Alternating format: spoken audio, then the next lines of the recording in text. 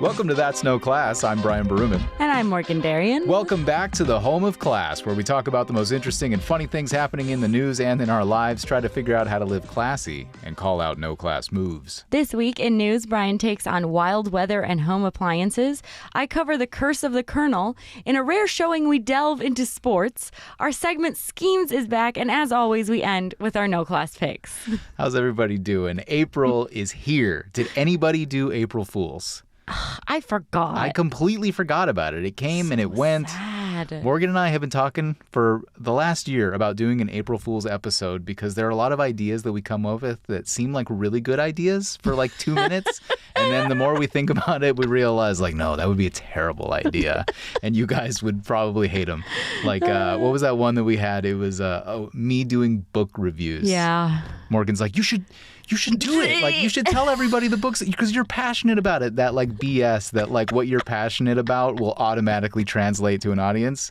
We've learned. We saved you from that one. 68 episodes of this show that is not the case. So you're welcome. But if you are interested in that kind of thing, maybe next year, let us know. That's really funny, yeah. But let's get to something we know people actually like, the news. Now here's the news.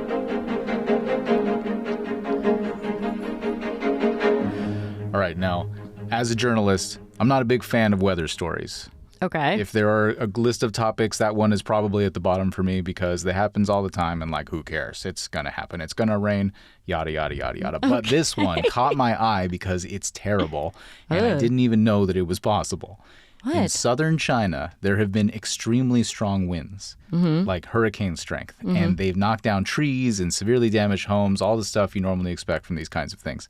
But here's something I've never heard of, and it's terrifying. What? 3 people died because they got blown out of their high-rise apartments while they were asleep. No! Wow. Yes, the strong gusts blew the windows off their frames in 2 apartments, and the people and their mattresses, everything blown out of the window, fell out of the sky dead. What? Yeah, I did not know this was possible. I didn't either. Never considered that. I mean, a tornado, but not like... Yeah, like just wind. Wind? Like the wind blowing you out of your home. We can never live anywhere high. I mean, we already live on a relatively high floor for I think we would survive that. The fall? Yeah. Let's not Hard take to tell. chances. Probably break a leg at least. I mean, but easy death. It's okay. There's no hurricanes here. that's crazy. There's no hurricanes here, but it was crazy. And it kind of made me wonder, like, is it just crappy construction? I don't know. Or the angle of the wind was just perfect Just for those perfect windows. for that? I mean, yeah, it could have been your time. That's terrifying. Your time. Anyway, that was just my first. It was just crazy to me. My other That story, is- Oh. I want to give a shout out to Maxwell Zeff over at Gizmodo. This is his story that, of course, is going to catch my eye. It's titled, "The Air Fryer is a Hoax." Okay, The what? sub-headline is, "The air fryer is just a little oven that blows, and the idea that air frying is a new cooking technique is a myth." I love this kind of like swaggery writing. Like, it's great. It's really funny. Just like that, this guy's shattering all our illusions about air fryers. He says it's just a little convection oven, which a lot of homes already have. There are already a lot of little countertop-sized ones. Do you know what this is? I know what a convection oven. I didn't know what that I really think, was. Can't your real oven do the same thing too? If it has, the only difference is there's a fan, Right. apparently. Ours does not have that. I think But it does. a lot of people's do. Does ours? Oh, I don't know. I don't really know. I don't know enough about ovens, but he says it's all a bunch of BS. It's Yeah, just but a is the convection convection oven as fast as the air fryer? oven. Well, that is a thing that I'll get to later. Okay, sorry. But he Continue. says that the main difference between the convection oven and the regular oven, as I just said, is there's a fan and it blows the hot air around and it makes it cook more evenly. Okay. And that is exactly what an air fryer is. Okay. Because the fan sits up in the top of the thing. That's why they're so tall. Right. And I knew that. I can hear the dang thing. Sure. The That's fan's very up in loud. there. It's extremely loud. Cannot hear anything else when you're using it. We're watching the game that we're going to talk about in a little bit. And I'm like, the game's back on? And you're like, you didn't hear it? I'm like, no, I can't hear anything over I was like, this yeah, it's air been on fryer. for a while. You missed a lot. I'm over here making sweet potato fries. I can't hear jack. But anyway, he says that if you put parchment paper in the little tray, like I do sometimes, you're totally eliminating the air part of the air fryer and turning it into just a reg old oven. That's really because funny. you're getting rid of the airflow. But his final bombshell, he says an air fryer doesn't fry anything. Sure, it's not frying.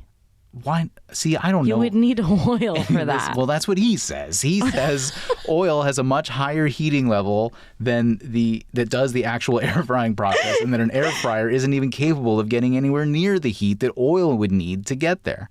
I mean, I don't know about the heat differences, but yeah, frying is in oil. But we're led to believe that if we spray oil onto this and stick it in the air fryer, that it's going to fry. But it doesn't, because the oil is not getting hot enough to actually fry. You knew this? It's like you think what moment just happening right now.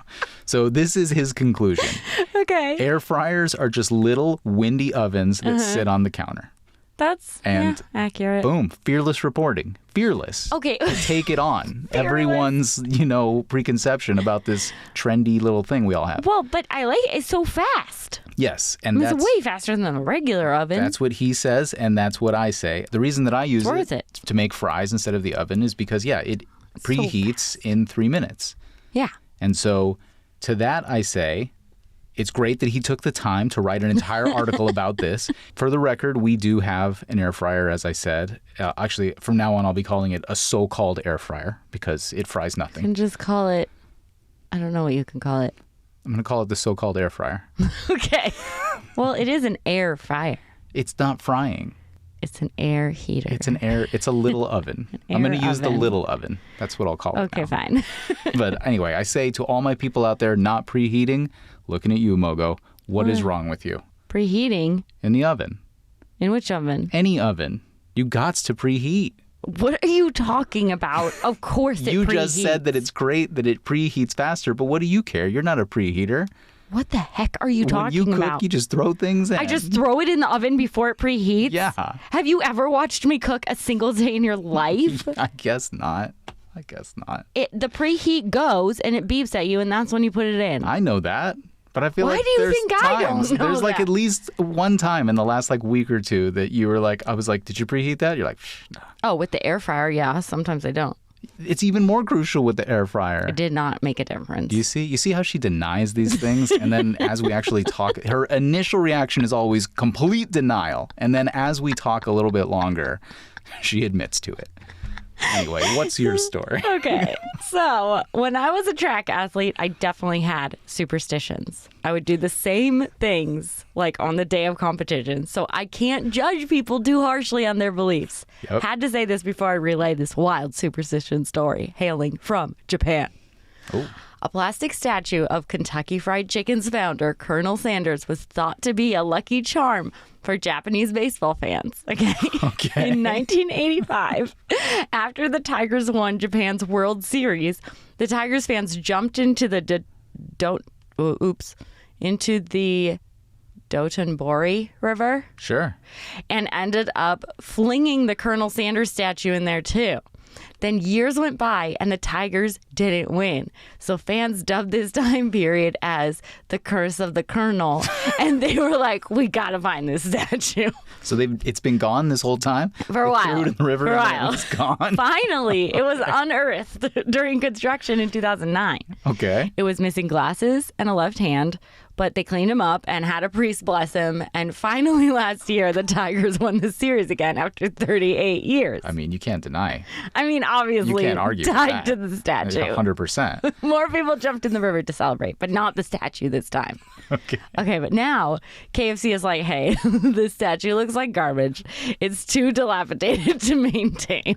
So the fans are like, oh, fine, but we got to do a ritual to show our gratitude. So recently they shared tea and KFC's signature fried chicken with the KFC people to say goodbye to the Colonel. And now hopefully the curse will never come back. I love this. I know. I love this. I mean, truly, how can you take It's the so risk? funny. Yeah, If you you just can't. won it all, like... I know. Can't take that risk. It's hilarious, though, that KFC wouldn't just they didn't replace the statue when it was I know you would gone. think because it's such a big deal that they would. Yeah. KFC, Maybe they will. KFC don't care about your championship as much No, as they're you like, do. this statue looks like trash, and it does. I mean, it's been like in a river for years. Yeah. Ended up in a construction site. That's great.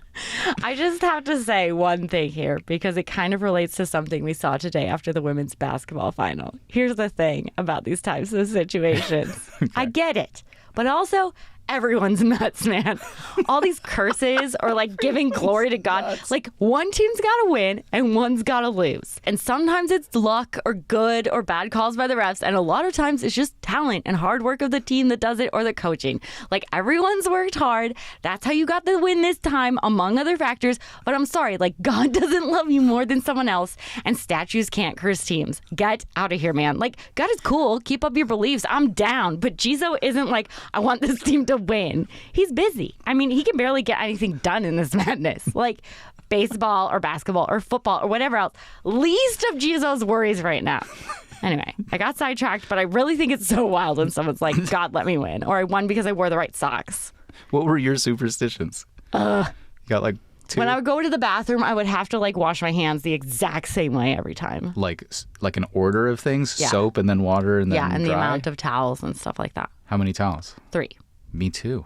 That's I mean, what I think do that's now. just a normal thing to do anyway, but I definitely had to do 3 on the days that I was running. And did it help you? And like certain, like I couldn't walk on cracks and stuff. For how long? For the Like whole day. All right. You couldn't possibly be all the hours you spent practicing. That's surely not it. No, that goes out the window if you step on a crack. Yes. Correct. Very good. Do you have personal news? I do. It's kind of related to athletics. I've had this pain in my neck, and I know I talk about this all the time. Like I've been talking about this for like months and years, and pillows and all this kinds of stuff. I honestly thought it was gone. It's mostly gone, but you have to keep in mind that my job is to sit at a desk for 8 hours a day staring at a computer screen.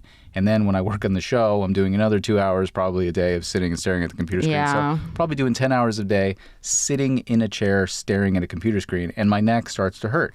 But what I've discovered, inspired by our iron lung guy, if this guy could teach himself how to breathe consciously, I was like, I can consciously lock my posture down. So I've tried this new technique where I like kind of shift my like upper half of my chest and back, and my neck immediately stops hurting. And that's crazy. But I have to be conscious. If I let it go, then it starts to like hurt almost immediately. So I'm just like training myself how to sit in a specific kind of way. I can relate to this a little bit actually, because when I do my workouts, like when I walk uphill and stuff, if I don't engage in my core, my lower back will hurt. Yes. I think that's what it is. I think is we've got too much weight on one particular section, and we need to straighten it all out.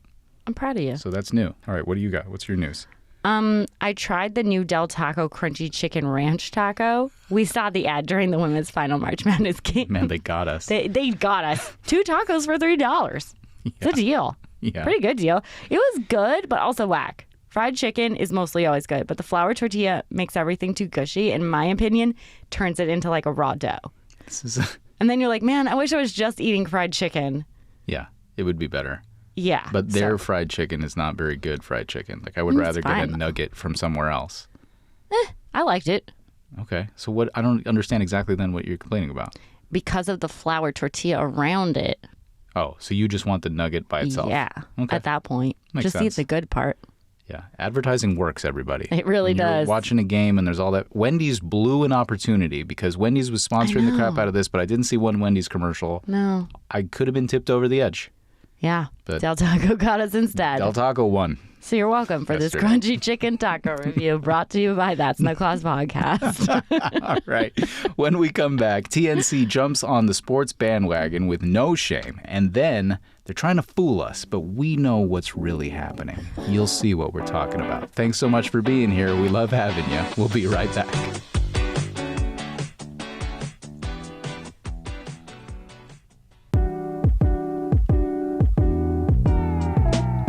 Welcome back. I'll bring you all in on a little secret here at TNC, some behind-the-scenes facts. The majority of our listening audience is female. And if you wonder why that is, I'll share something else with you. I've heard from multiple people say when they started listening to That's No Class, they realized that it's one of the only podcasts they've ever heard where there's a woman speaking her own thoughts and who isn't some token sidekick. And I love that. And so many of you feel seen when you hear Morgan, and I love that also. And that's the exact kind of show I want to make. And women supporting women and men supporting women is having a huge moment right now, and it's been building for a while, and it's something we rarely talk about on our show, sports.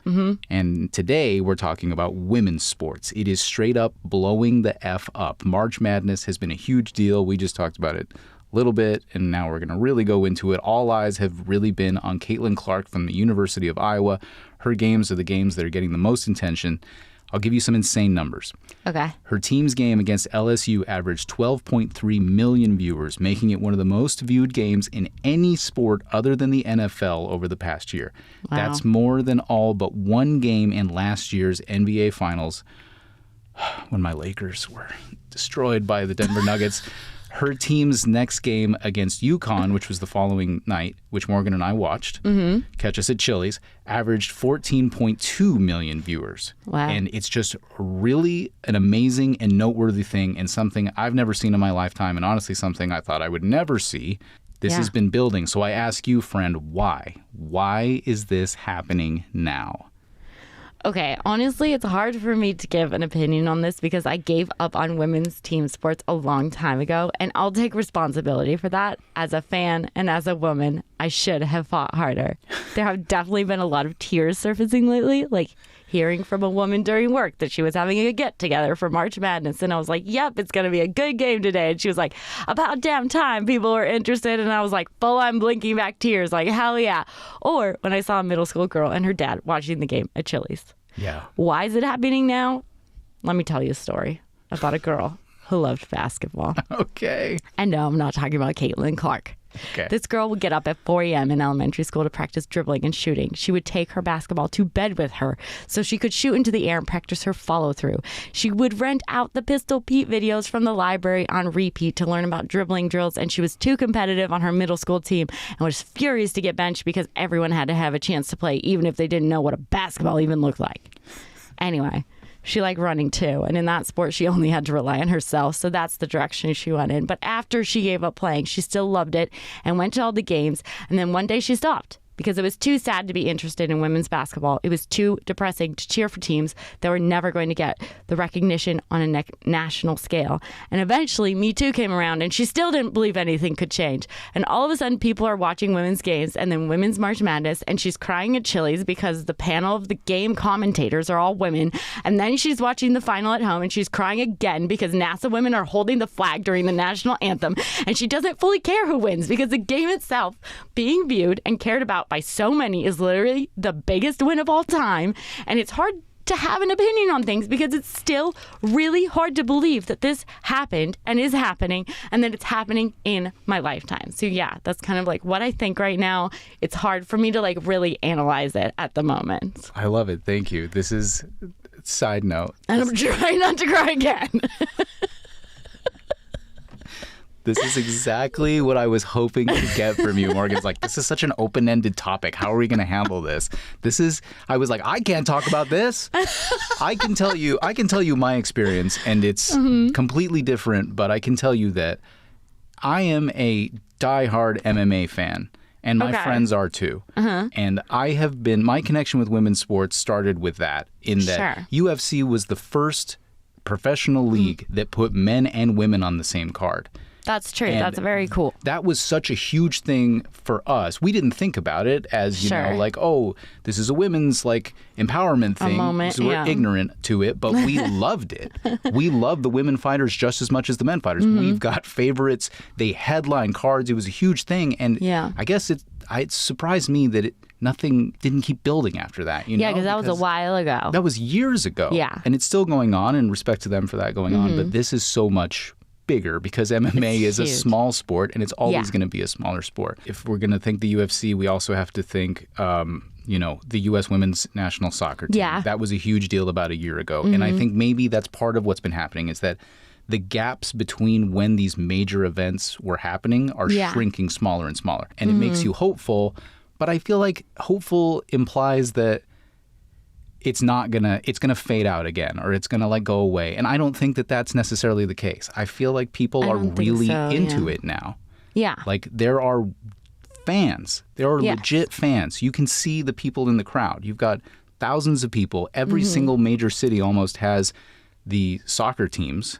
Yeah. You know, Angel City has gotten pretty freaking big here in LA, and people are just getting into it. Well, yeah. I mean, the games are really, really good. Really like the good. ball, everything was so fast. The ball fast. movement was insane. Yeah. And they were really exciting games. And I just think that a huge part of it also is that people are figuring out that they can make money on this, and that's going to like keep boosting it. And that's why I'm not worried that it's going to disappear again, because once people start making money on something, they can only just like keep going from there. That's right. I entirely agree with that. And it's marketing, right?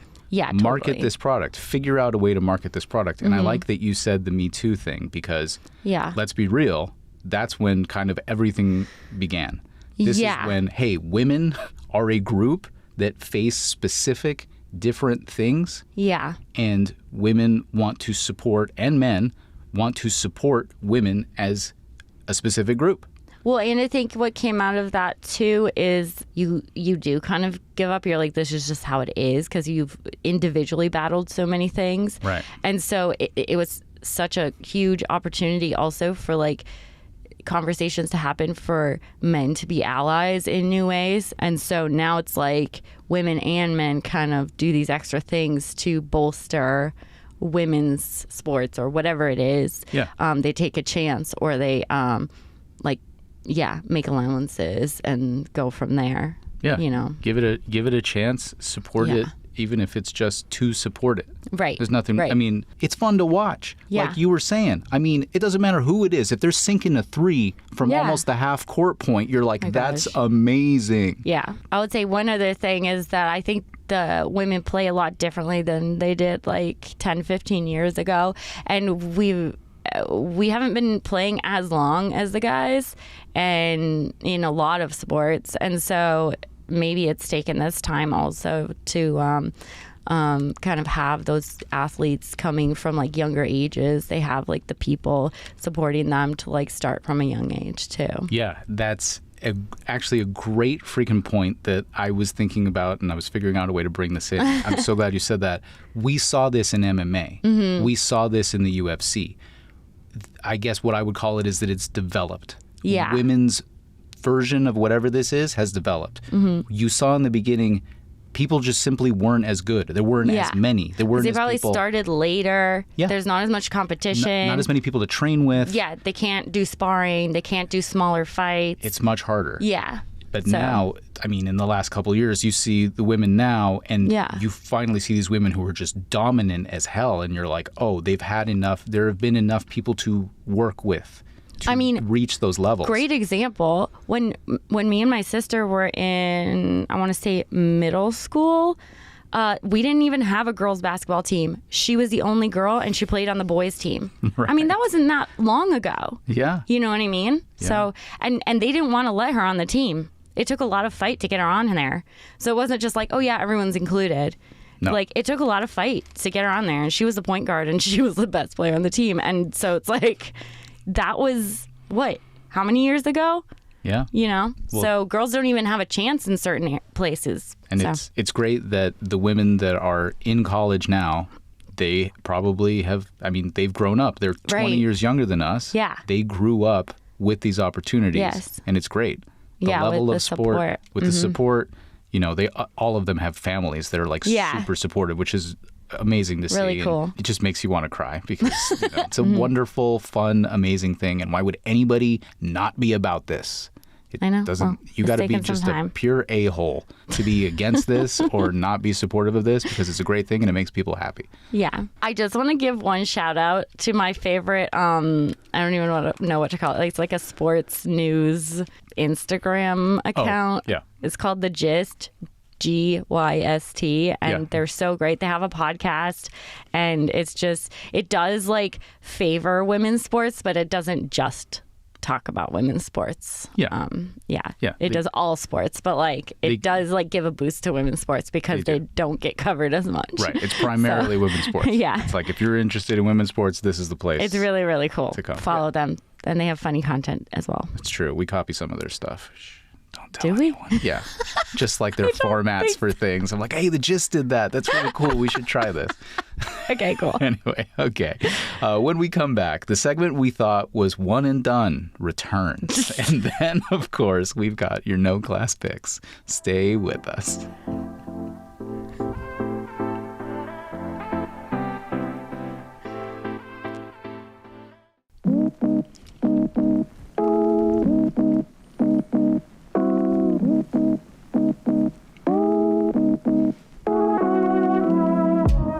Welcome back. People are trying to get you everywhere these days, whether it's at the grocery store trying to recruit Morgan to join a group of mentors or calling it free delivery for fast food when it actually costs more than it would at the restaurant. Once you start noticing them, you see them all around. We talk about them in our segment we call Schemes. Do we have No, we don't have a thing for soundbite. this? Okay. It's just schemes. I was like, scheme. Here it comes. No. Okay, my first scheme is done by office workers. Basically, in order to look like they're working, they're bringing up a previously recorded Zoom office meeting and they play it on their laptop to give the impression that they're in a live meeting. Amazing. It's not even a meeting done by anyone in their office. It's like a random meeting that someone Yes. posted on YouTube. Oh my God, this is brilliant. I'm like, Not crazy. I'm seeing it in my mind, and I'm like, I walk by 7 people a day who have Zoom things on, and I'm like, oh, well, there they are. And you don't approach them because they're in a meeting. Yeah, you would never want to do that. No. One user of this technique works from home. They didn't want to tell their parents that they resigned, so they play a YouTube Zoom video each morning to ensure their parents won't bother them. Another office worker says they use it when they want to appear busy. And one guy says this 3-hour video helps him rest in the middle of his work day. Amazing. I'm so jealous of these people because my job, I'm actually like you producing couldn't things do it. that need to go on the air. But like, if I could just sit there and no one would know, it's rare that I root for a scheme. This is awesome. This is funny. awesome. Go everyone.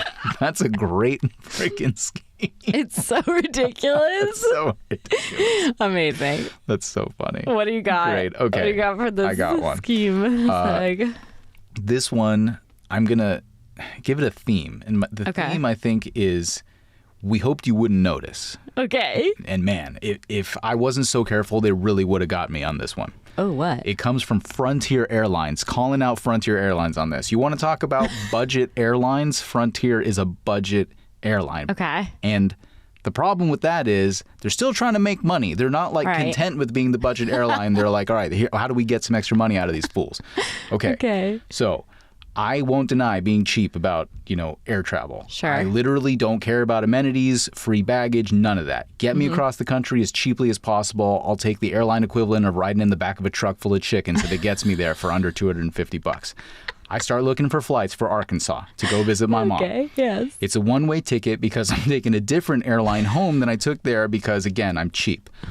I select my time and date. Cool. Yeah. $99 for my one-way trip. I'm like, Great deal. Great. Sounds like a great deal. I'm ready to check out, and it says I have to select my seat. And I'm like, I don't get to pick my seat on the budget airline king, Southwest, but okay. Since it's forcing me to look, I'll look. So a seating chart pops up. Each seat has a dollar amount. Yeah. On the seats. Oh, I forgot about this. Yes. And I'm like, have seen okay. And I'm looking all over. Where's the $0 one? Mm-hmm. Where's the zero? Can't find one. The lowest one I can find is $35. So I'm like, okay, I picked the $35 seat. Surely it won't add $35 to my fare because my fare is already listed at $99. Yeah. Nope. Sure enough, I just got $35 added to my flight that originally had told me it was $99. And I'm like, nope, cancel. Yeah. Let's do this over again. Maybe I screwed again. something up. Try again. Go through the same steps. Again, the seating chart pops up, and I'm like, okay, let's look a little bit more closely here. Way down at the bottom of the page, in tiny letters, it says, what if I don't pick my seat? Okay. So I click on that, and this thing pops up that says, if you don't pick a seat, no mention of the extra cost, you might only get whatever seats are available.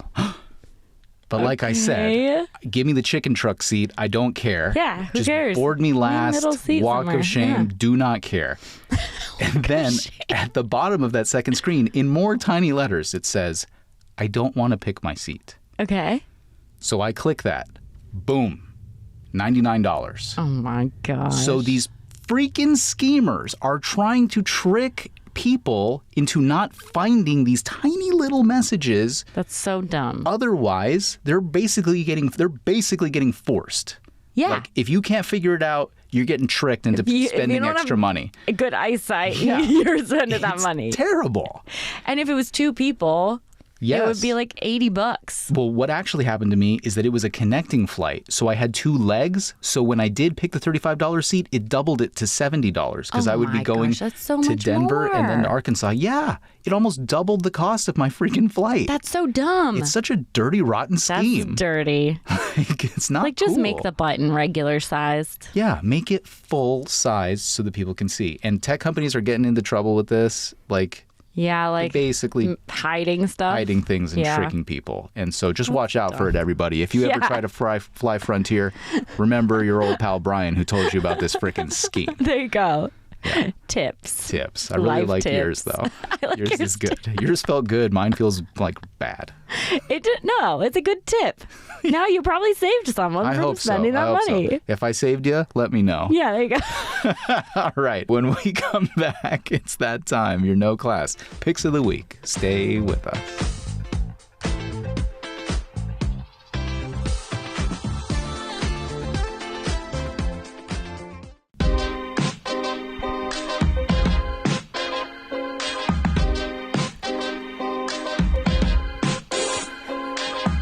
It's time to wind down the show here, bring it to a close the only proper way with our No Class Picks of the Week. You're just a jealous, No class. lazy bum.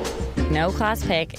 All right, my No Class pick this week is a friend of mine who I won't name because she occasionally listens to the show, but she pulled a classic No Class move this week. About 2 weeks ago, she reaches out to me and our other friend saying she had a day off coming up and do we have time to hang? We say, sure, friend. Haven't seen you in a Sure, while. friend. Great. A week later, she follows up saying, are we still free? What works for us? We tell her. Then a few days before, nothing.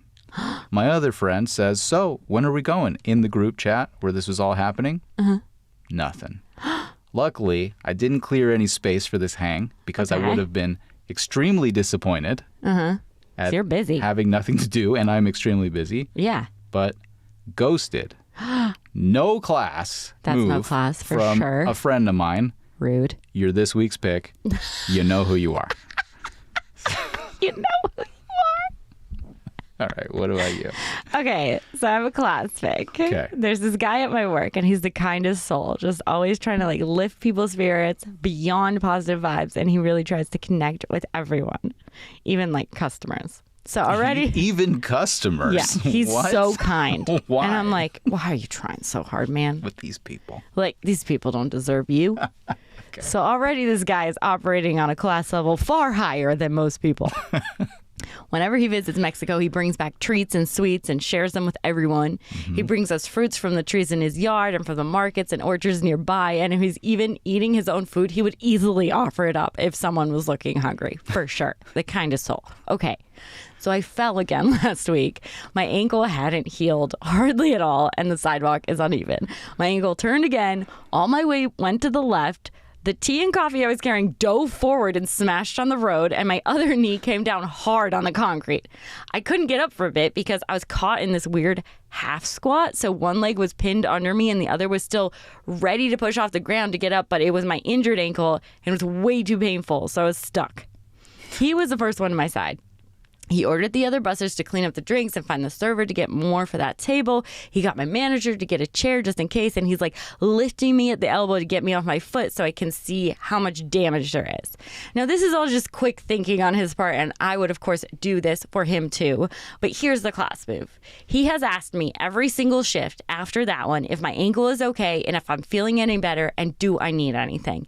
And honestly, A handful of the other guys that work back of house and busing have checked in with me too, at least a couple times. Even the valets who saw it from afar. Classy guys all around. You know who hasn't asked me one single effing time? All the servers, save one, and she wasn't even there. She heard it secondhand and checked on me. My manager and the owners are silent, even though they know I worked that shift and the one after that in crazy pain because no one could cover. And, by the way, I'm not special. The guys in the back do this kind of thing all the time. Injuries, being sick. Once our food runner cut his hand so badly, he was taken in the hospital, stitched up, and was back running food with a glove on. If that happened to my manager, there's no way she would work after that. Anyway, my heart will always belong to my friends who work in sweltering kitchens and clear dishes with me. He's the classiest, and the guys that checked on me really made me feel the feels. I wasn't expecting it at all, so it was just kind of one of those things that kind of wakes you up and you're like, oh, people care about me. Like, that's so nice. That's my pick. Very classy. I mean, he is always a class. Very, very classy. Very cool. Yeah. That's great. They're showing everyone the way. They really are. Classy peeps. Man, the difference is staggering. All right, guys. That is our show. Thanks so much for being here and hanging with us. Like and or subscribe on whatever platform you're listening on. Give us a review. That's cool and nice. We're on all the apps. Episodes also on YouTube. Reach out to us on Instagram at That's No Class. You can also send us an email or a voicemail, that'snoclass@gmail.com. Call 877-7-NO-CLASS, or as Morgan likes to say, 877-766-2527. Call us up. Sorry, no, let's do that again. That was so weird. Okay. I got out of control. Or as Morgan likes to say, 877-766-2527. Oh, wrong timing, but keep going. Okay, call us. One last time. Or as Morgan likes to say, 877-766-2527. Call us up. We love having your stories on the show. Stay classy. Stay classy and have a great week.